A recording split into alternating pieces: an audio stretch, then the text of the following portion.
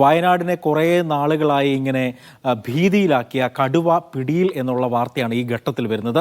ആ വാർത്തയിലേക്കാണ് നമ്മൾ ആദ്യം പോകുന്നത്. വയനാട് പുൽപ്പള്ളിയിൽ ജനവാസ കേന്ദ്രത്തിൽ ഇറങ്ങിയ കടുവ കൂട്ടിലായി. കഴിഞ്ഞ ദിവസം ആടിനെ കൊന്ന തൂപ്രയിൽ സ്ഥാപിച്ച കെണിയിലാണ് കടുവ കുടുങ്ങിയത്. ഇന്ന് 7 മണിയോടെ പ്രദേശത്ത് കടുവ ഇറങ്ങിയത് നാട്ടുകാർ മൊബൈലിൽ ചിത്രീകരിച്ചിരുന്നു. അനീസലി ഉണ്ട് വിവരങ്ങൾ നൽകാനായി. അനീസലി, ഏറെ നാളത്തെ ഭീതിക്കൊടുവിൽ ഇതാ കടുവ കൂട്ടിലായിരിക്കുന്നു. എപ്പോഴാണ് നാട്ടുകാർ ഇത് കൂട്ടിലായ കടുവയെ കണ്ടത്? മറ്റു വിവരങ്ങൾ? അജി, ഇന്ന് കുറച്ച് ദിവസങ്ങളായി പ്രദേശത്ത് വനംവകുപ്പിന്റെ രാവും പകലുമുള്ള തെരച്ചിൽ നടത്തുന്നുണ്ട്. അതിനിടയിലാണ് ഇന്നിപ്പോ പ്രദേശത്ത് സ്ഥാപിച്ചിട്ടുള്ള കൂട്ടിൽ കടുവ കുടുങ്ങിയത്. ഇന്ന് രാത്രി 7 മണിയോടുകൂടി പ്രദേശത്തൂടെ കടുവ നടന്നു പോകുന്നത് പ്രദേശവാസികൾ മൊബൈലിൽ പകർത്തിയിരുന്നു. അതിനുശേഷം ആ പ്രദേശം കേന്ദ്രീകരിച്ച് തന്നെ കടുവ ഉണ്ട് എന്ന തരത്തിൽ തിരച്ചിൽ നടത്തിക്കൊണ്ടിരിക്കുകയായിരുന്നു.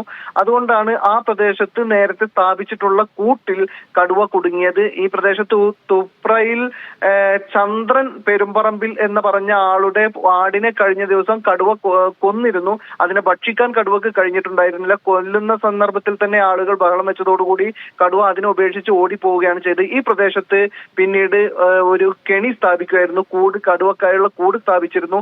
ഇന്ന് അല്പസമയം മുമ്പാണ്, നമ്മൾ ഈ സംസാരിക്കുന്നതിന്റെ ഒരു അല്പസമയം മുമ്പാണ് കടുവ കൂട്ടിലായത്. അതിനെ തുടർന്ന് അത് വലിയ ബഹളം വെക്കുകയും ആ ശബ്ദം കേട്ട് വനംവകുപ്പ് ഉദ്യോഗസ്ഥരെത്തുകയും കടുവ കൂട്ടിലായത്.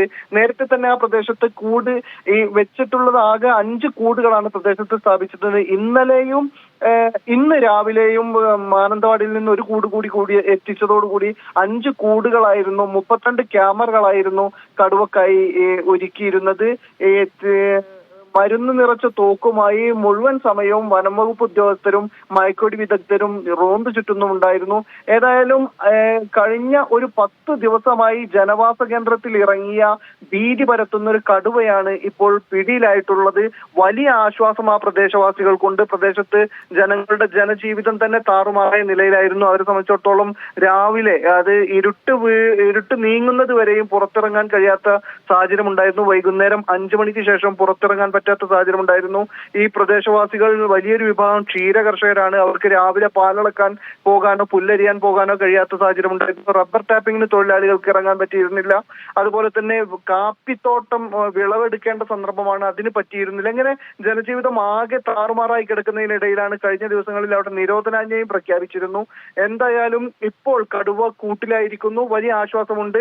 കഴിഞ്ഞ 7 ദിവസമായി കടുവയുടെ ആക്രമണങ്ങൾ നടക്കുന്നുണ്ട്. 10 ദിവസമായി നാട്ടിലിറങ്ങിയിട്ട് 7 ദിവസം, ജനുവരി 7-നാണ് ആദ്യമായി കടുവയുടെ ആക്രമണം ഉണ്ടാകുന്നത്. അന്ന് ഒരു ആടിനെ കൊന്നു, അതിനെ പാതി ഭക്ഷിക്കുകയും ചെയ്തു. അതിനുശേഷം പിന്നെ ഇങ്ങോട്ട് ഒരു 8 ദിവസത്തിനുള്ളിൽ 5 ആടുകളെ കടുവ കൊന്നു. ഏതായാലും ഇപ്പോൾ കടുവയുടെ ആരോഗ്യസ്ഥിതി നിരീക്ഷിച്ചുകൊണ്ടിരിക്കുകയാണ് വനംവകുപ്പ്. അതിനുശേഷം അതിനെ കടുവയുടെ പരിചരണ കേന്ദ്രത്തിലേക്ക് മാറ്റുകയും അതിനെ പൂർണ്ണാരോഗ്യം വീണ്ടെടുക്കുന്നവരെയുള്ള പരിചരണം നൽകുകയും ചെയ്യും. അതിനുശേഷം മാത്രമായിരിക്കും അതിനെ എന്ത് ചെയ്യണം എന്ന കാര്യത്തിൽ വനംവകുപ്പ് തീരുമാനമെടുക്കുക.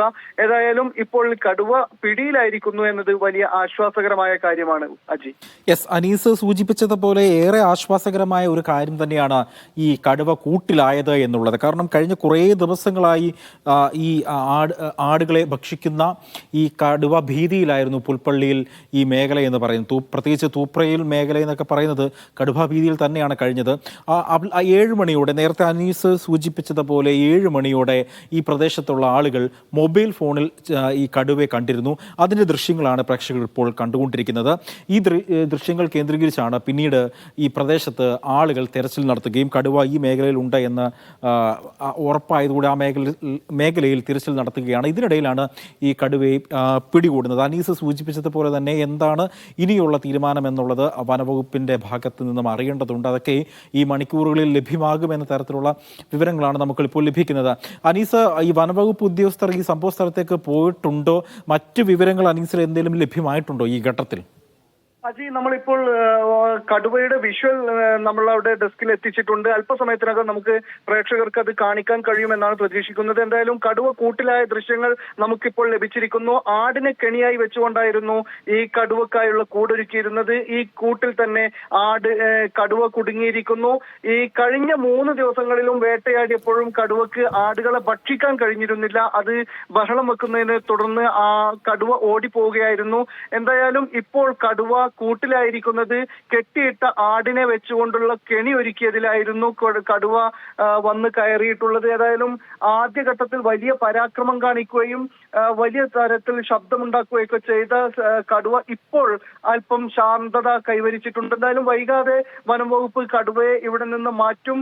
കാഴ്ചയിൽ, ഒറ്റനോട്ടത്തിലെ കാഴ്ചയിൽ വലിയ ആരോഗ്യ പ്രശ്നങ്ങൾ നമുക്ക് കാണുന്നില്ല. ഈ കാണുന്ന ദൃശ്യങ്ങളിൽ അത്തരത്തിൽ അത് കാണുന്നില്ല. പക്ഷേ കടുവ ആരോഗ്യ പ്രശ്നങ്ങൾ ഉള്ള കടുവയാണ് എന്ന് നേരത്തെ തന്നെ വ്യക്തമായിരുന്നു. അതിന്റെ സഞ്ചാരം നിരീക്ഷിച്ചുകൊണ്ട് തന്നെ വളരെ പതിഞ്ഞ വേഗതയിലാണ് അത് സഞ്ചരിക്കുന്നത് എന്ന് വ്യക്തമായിരുന്നു. അതോടൊപ്പം തന്നെ പല സ്ഥലങ്ങളിലും വെള്ളം കുടിക്കുന്ന ദൃശ്യങ്ങളൊക്കെ നേരത്തേക്ക് വനംവകുപ്പിന് ലഭിച്ചിരുന്നു ഡ്രോൺ ക്യാമറ ഉപയോഗിച്ചുള്ള നിരീക്ഷണത്തിൽ. പക്ഷേ വെള്ളം കുടിച്ച് കഴിഞ്ഞതിന് ശേഷം അല്പം വിശ്രമിക്കുന്നു, ഒരല്പം കൂടി നടന്നതിന് ശേഷം വീണ്ടും വിശ്രമിക്കുന്നു. ഇങ്ങനെ വളരെ പതിഞ്ഞ് ഇന്നിപ്പോൾ നമ്മൾ കാണുന്ന ആ ദൃശ്യങ്ങളിൽ തന്നെ റോട്ടിലൂടെ കടന്നു പോകുമ്പോഴും അത് വളരെ ശാന്തതയോട് വളരെ സാവധാനത്തിലാണ് അത് നടന്നു പോകുന്നത്. മറ്റൊരു കാര്യം കൂടി ഉണ്ടായിരുന്നു. ഇതുവരെയും കടുവ ആടുകളെ മാത്രമാണ് വേട്ടയാടുന്നത്. സാധാരണഗതിയിൽ കടുവകൾ അങ്ങനെ ചെറിയ മൃഗങ്ങളെ വേട്ടയാടാറില്ല. പുലികളാണ് പിന്നെയും. ഒരു നിമിഷം ദയവായി തുടരുക. നമ്മളിപ്പോൾ കണ്ടുകൊണ്ടിരിക്കുന്നത് ആ കടുവ കൂട്ടിലായ ദൃശ്യങ്ങളാണ് ഇപ്പോൾ കാണുന്നത്. ആ ദൃശ്യങ്ങളിലേക്ക് പോയിട്ട് ഞാൻ അനീസിലേക്ക് മടങ്ങിയെത്താം.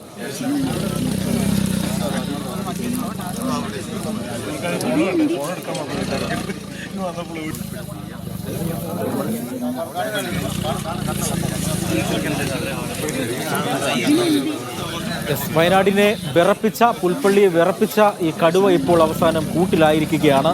കാഴ്ചയിൽ അവശനായി എന്ന് നമുക്ക് തോന്നുകയില്ല. എന്തായാലും അത് വെറ്റിനറി ഡോക്ടർമാരടക്കം കടുവയെ പരിശോധിച്ചാൽ മാത്രമേ അത് സംബന്ധിച്ചുള്ള വിവരങ്ങൾ നമുക്ക് ലഭ്യമാകുകയുള്ളൂ. അനീസ് നേരത്തെ സൂചിപ്പിച്ചതുപോലെ തന്നെ ആടിനെ കെണിയൊരുക്കിയാണ് ഈ കടുവ കൂട്ടിലേക്ക് ആകർഷിച്ചത്. അങ്ങനെയാണ് കടുവ കൂട്ടിൽ വീണത്. എന്തായാലും പുൽപ്പള്ളി ജനവാസ മേഖലയെ ഭീതിയിലാക്കിയ ആ കടുവ ഇപ്പോൾ കൂട്ടിലായിരിക്കുകയാണ്. ആ കടുവയുടെ ദൃശ്യങ്ങളാണ് പ്രേക്ഷകർ ഇപ്പോൾ കണ്ടുകൊണ്ടിരിക്കുന്നത്.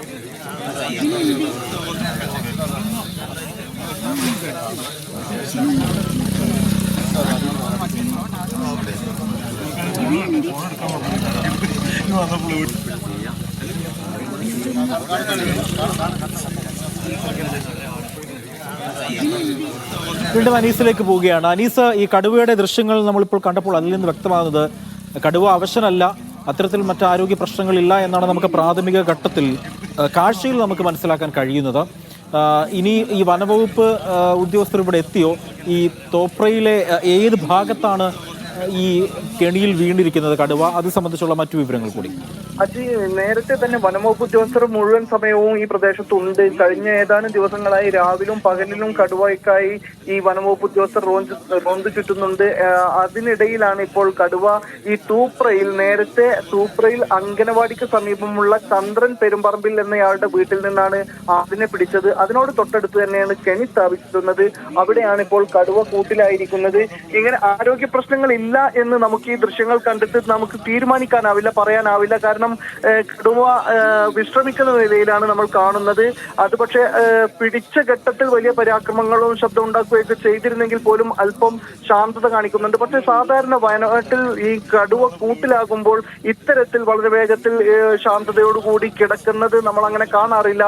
വലിയ പരാക്രമം കാണിക്കുകയും കൂട്ടിന് ചുറ്റും കൂട്ടിൽ ബഹളം വെക്കുകയും ഒക്കെ ചെയ്യാറാണ് സാധാരണഗതിയിൽ ഉള്ളത്. പക്ഷേ നമ്മൾ ആ ദൃശ്യങ്ങളിൽ കാണുന്നത് ആ മൊബൈലിന്റെ വെളിച്ചം അല്ലെങ്കിൽ ടോർച്ച് അടിച്ചിട്ട് പോലും കടുവ പരാക്രമം കാണിക്കാത്തത് ഏതോ തരത്തിൽ അതിന് ശാരീരിക അവശതകൾ ഉണ്ട് എന്ന് തന്നെയാണ് വ്യക്തമാക്കുന്നത്. പക്ഷെ ആ കാഴ്ചയിൽ നമുക്കത് എന്തെങ്കിലും തരത്തിൽ പരിക്കുകൾ ഉള്ളതായി നമുക്ക് കാണുന്നില്ല എന്ന് മാത്രമേ ഉള്ളൂ. അതേസമയം അത് ആരോഗ്യ പ്രശ്നങ്ങൾ ഉണ്ട് എന്ന് തന്നെ അതിന്റെ പ്രകൃതത്തിൽ നിന്ന്, ഇതുവരെയുള്ള കടുവയുടെ ഒരു പ്രകൃതം പരിശോധിക്കുമ്പോൾ നമുക്ക് കാണാൻ കഴിയുന്നത് അത് ഏതോ തരത്തിൽ പ്രയാസമുള്ള കടുവ തന്നെയാണ്. എന്നാൽ മാത്രമല്ല ഇതുവരെയും വേട്ടയാടിയത് ആടുകളെ മാത്രമാണ് എന്നതും ശ്രദ്ധിക്കേണ്ടതാണ്. സാധാരണഗതിയിൽ കടുവകൾ നാട്ടിലിറങ്ങി ആക്രമണങ്ങൾ നടത്താറുണ്ട്.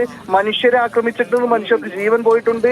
മാത്രമല്ല പശുക്കളെ ഈ കടുവ ഇതുവരെയും ആക്രമിച്ചത് അത്രയും ആടുകളെ മാത്രമാണ് എന്നത് ശ്രദ്ധിക്കേണ്ട കാര്യമാണ്. അപ്പോൾ തന്നെ വനംവകുപ്പ് നിരീക്ഷിച്ചിട്ടുണ്ടായിരുന്നു ഇത് സ്വതന്ത്രമായി കാട്ടിൽ വേട്ടയാടാൻ കഴിയാത്ത ആരോഗ്യ പ്രശ്നമുള്ളത് കൊണ്ടാണ് നാട്ടിൽ കെട്ടിയിട്ട മൃഗങ്ങളെ, അത് തന്നെയും സാധാരണ നാട്ടിൽ കെട്ടിയിട്ട മൃഗങ്ങളെ പിടികൂടുമ്പോൾ പോലും ആടുകളെ ഒഴിവാക്കി വലിയ മൃഗങ്ങളെയാണ് പിടികൂടാറുള്ളത്. പക്ഷെ ഈ കടുവ ഇതുവരെയും ആളുകൾ മട്ടൻ കടുവ എന്ന് പറയുമാറ് ആടിനെ മാത്രം വേട്ടയാടി ഇതുവരെയും ഭക്ഷിച്ചിട്ടുള്ളതും ഇതുവരെ വേട്ടയാടി കൊന്നിട്ടുള്ളതും ആടുകളെ മാത്രമാണ്. അതുകൊണ്ട് നാട്ടുകാർ പ്രാദേശികമായി മട്ടൻ കടുവ എന്നുവരെ പറയുന്ന സ്ഥിതി ഉണ്ടായിരുന്നു. അത്തരത്തിൽ ഒരു കടുവ ആരോഗ്യ പ്രശ്നം ഉള്ളതാണ് എന്ന് ഏറെക്കുറെ ഉറപ്പായിരുന്നു. ഇനിയിപ്പോൾ വിദഗ്ധ സംഘത്തിന്റെ ശാസ്ത്രീയ പരിശോധനയും അതുപോലെ തന്നെ വെറ്റിനറി സർജന്റെ നേതൃത്വത്തിലുള്ള ആരോഗ്യ പരിശോധനയും ഒക്കെ പൂർത്തിയാകുമ്പോൾ മാത്രമേ കൃത്യമായി ഇതിനെത്ര പ്രായമെന്നും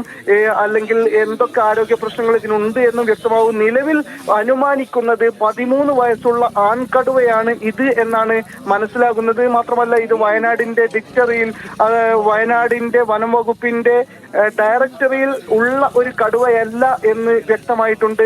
വനത്തിലുള്ള കടുവകൾ ഏതൊക്കെയാണ് എന്ന് വയനാടിന്റെ ഫോറസ്റ്റിന്റെ ഒരു ഡയറക്ടറിയിൽ വ്യക്തമാണ്. അത് പക്ഷേ ഈ കടുവ അതിലുള്ളതല്ല എന്ന് വ്യക്തമായിട്ടുണ്ട്.